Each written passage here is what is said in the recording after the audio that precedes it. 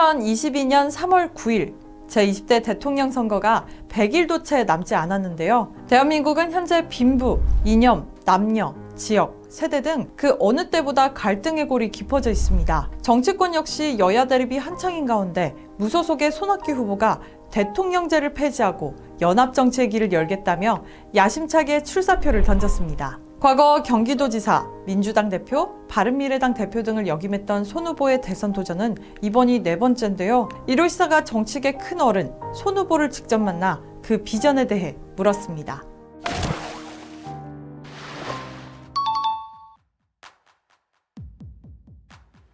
저는 그동안 정치를 떠났었습니다.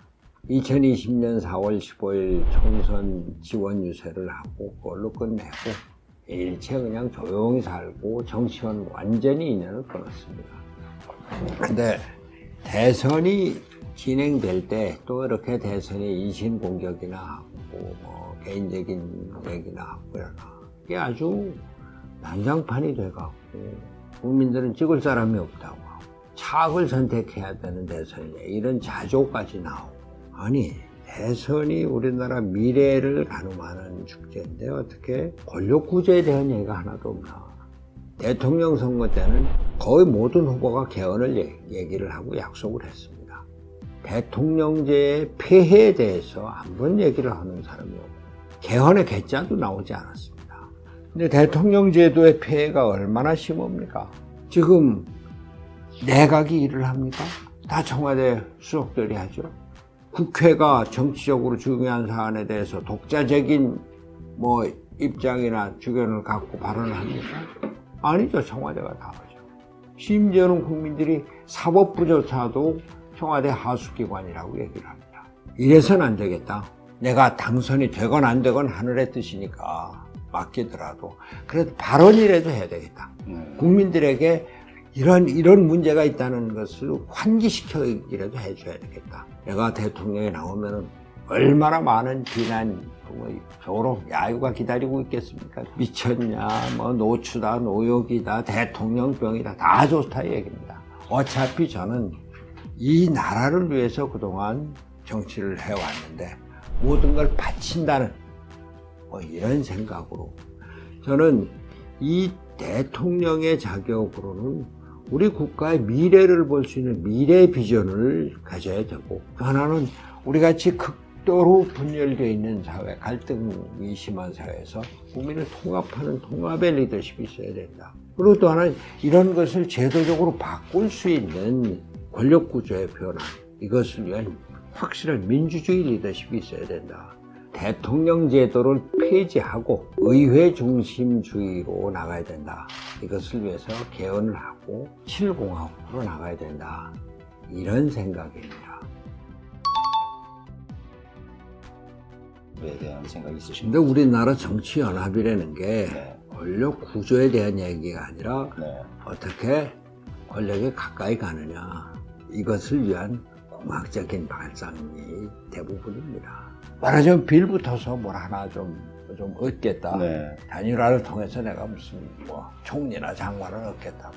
그거는 대통령제에서 불가피한 일일 수는 있으나 그러나 그것보다는 독자적인 정당의 정체성을 갖고 연립정부를 통해서 내 정책을 반영하고자 한다는 그런 취지가 맞다 이 얘기죠. 그래서 제가 권력구조의 개편을 얘기를 하는 거고 그것을 위한 그 개헌, 그 의회가 중심이 되는 그런 민주주의를 하자 그 얘기입니다. 부동산 문제도 시장 논리를 존중하는 데서부터 시작해야 된다 그겁니다. 정책이 시장을 제압하겠다 그 발상을 버려야 된다 얘기입니다.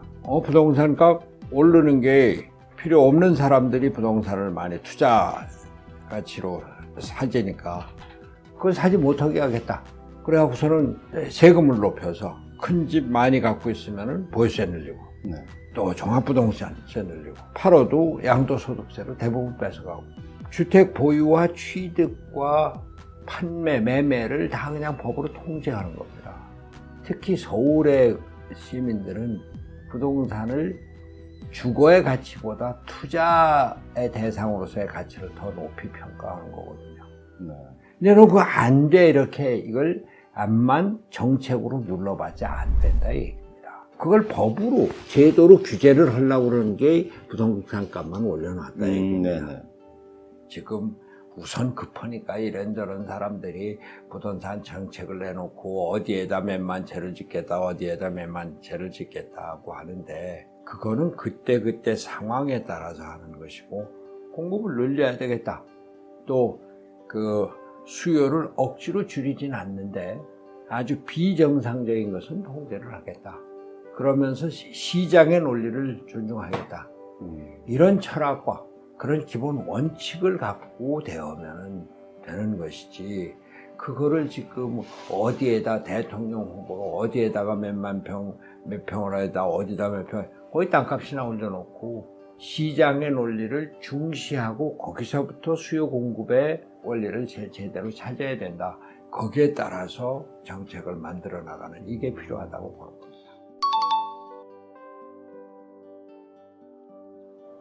그건 정말 아주 심각한 문제입니다. 우리나라 출산율이 서울이 뭐 0.64까지 내려갔다는 얘기가 있어요. 네. 전국적으로 0.8대로 내려갔어요. 세계 최저의 출산율인데 우리나라 전체적인 문화가 여성들이 자기 일을 하고 자기 개성이 강해지니까 그 양육도 힘들고 교육도 힘들고 주택 문제도 힘들고 그러지만 나 자신의 개성을 찾아야 되겠다. 애를 하나만 낳지 둘은 안 낳는다. 이런 문화적인 변화도 대단한 겁니다. 이런 걸 종합적으로 검토를 해야 되는데 그러나 정부가 할 일은 제대로 해야 된다. 보육에서부터 교육 이런 걸 국가가 책임져주는 또 생활도 어느 정도 국가가 책임을 져주는 그리고 양육에서도 부모의 양육과 보육사의 양육과 또 부모 양육에서도 엄마의 양육과 그 아빠의 양육 이런 것을 사회적으로 책임을 져주지 않으면은 그게 어려운 겁니다.